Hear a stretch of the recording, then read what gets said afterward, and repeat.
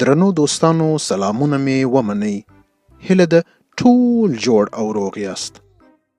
نن موږ د توا درس وایو. توا د پښتو الفبا 28م توری دی. توا د ت آواز ورکوي او په انګلیسي باندې په ټي لیکل کیږي. ستاسې تی په یاد ده؟ له تی څخه ترازو راتلی. تی او توا دواړه د ت آواز ورکوي او په همدې خاطر په انګلیسي کې دواړه په ټي لیکل کیږي. نو راځئ د توا درس ته ولاړ سو. توا توتی. توتی ته په انګلیسي پیرټ وایي. تاریخ پرون توتی رانیوی. توتی خبرې کوي. تاسو ګوري دا سړی د ده نوم تاریخ دی او دا یې توتی رانیولی دی و خپل انډوال او یا شریک ته یې ورښکاره کوي. اوس نو تاسو دا دوې جملې زما سره تکرار کړئ. تاریخ پرون توتی رانیوی.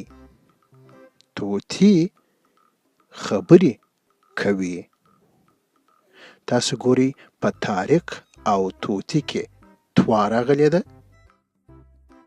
اوس به وګورو چې نور کوم نومونه له توا څخه راځي. توا تیاره. تیارې ته په انګلیسي ایرپلین وایي. توا تبله او توا تاوس. تاوس ته په انګلیسي پیکاک وایي. نو موږ ګورو له توا څخه تیاره، تبله او تاوس راغلی.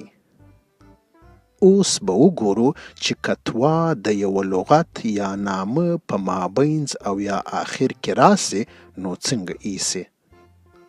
خطاط. په خطاط کې توا هم په مابینځ کې راغلی ده او هم په آخر کې.